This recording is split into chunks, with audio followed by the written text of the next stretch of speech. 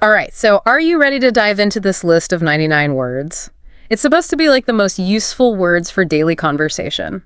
Yeah, it's kind of a fascinating idea. Yeah, it really is. I mean, it's like, this linguistic survival kit, like, if you only had 99 words to work with, Right. could you actually communicate? It's like the bare minimum of language. It is. And what's really interesting to me is like, thinking about this list as a way to understand how humans make meaning, Oh, yeah. with just, the fewest possible pieces. Like a linguistic Lego set. Exactly. It's like reverse engineering language, But it is. We're starting with like this simplified model. Right. And using it to understand this complex system. Exactly. So cool. Before we break down all the categories and like go word by word. Sure. Let's just take a second to appreciate like how much you can actually say with only 99 words. Yeah, that is amazing. I mean, think about it. You can talk about what you did today, how you're feeling, even like make plans for the future, all with just this tiny little vocabulary. It's pretty incredible when you think about it. It's mind-blowing. Yeah. Okay, so let's start unpacking these categories. Okay.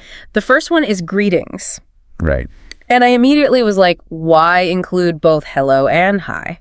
Yeah. Why both? It seems like such a subtle distinction for such a small vocabulary. Right. What do you think? Well, I think that subtle difference actually speaks volumes about like formality in language. Oh, interesting.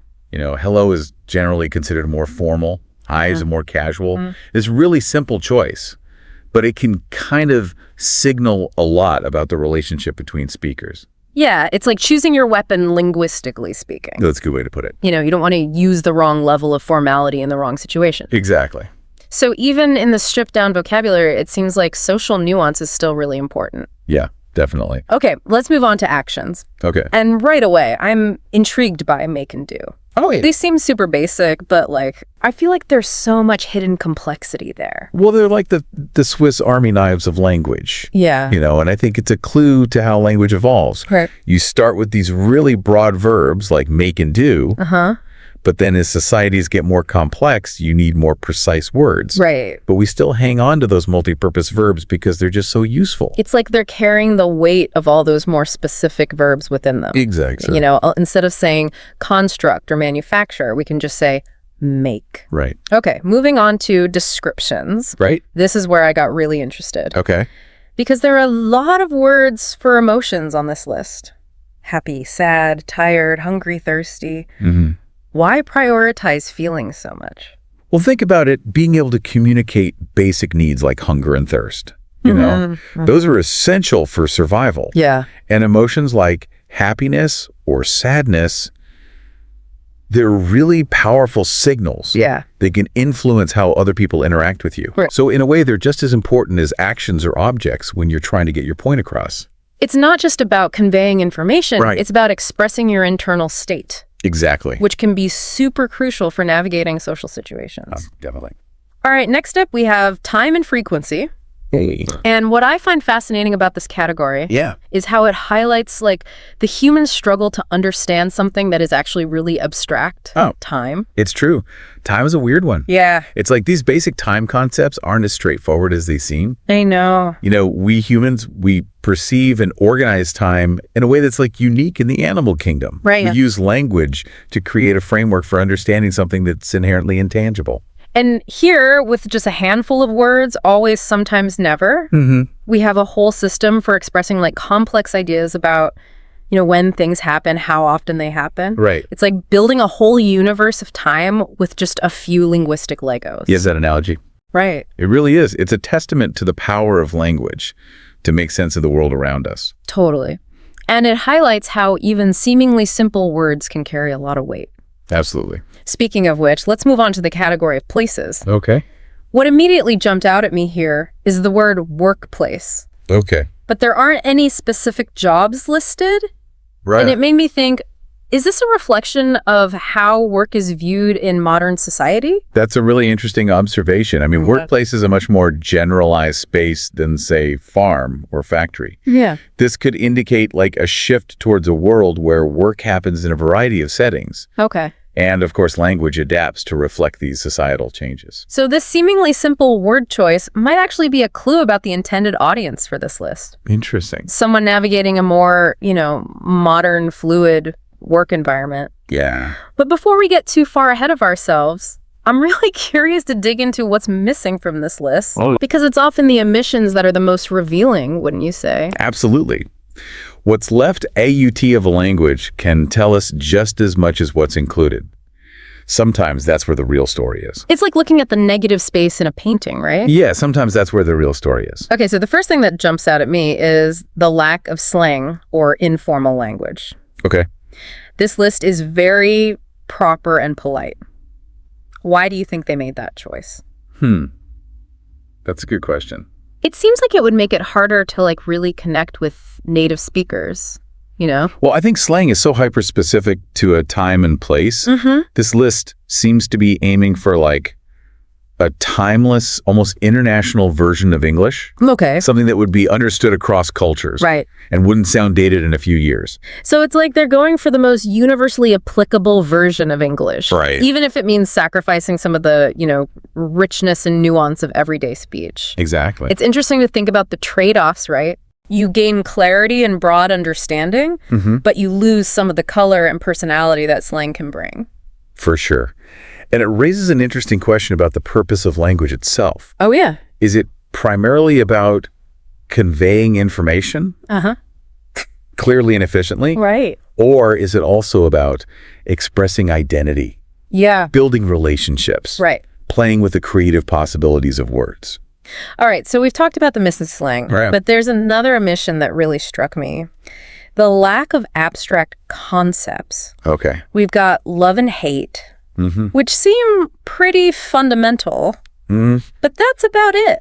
It's true. Why do you think that is? It seems like this list prioritizes concrete needs Okay. and immediate experiences over more complex or nuanced ideas. I see. I mean, if you're focused on basic survival and communication, Right. you probably don't need to be like debating the meaning of life. Yeah. Right? I guess when you're trying to build a language from scratch, you have to start with the essentials. The bare minimum. The things you need to physically survive and navigate the world around you. Exactly.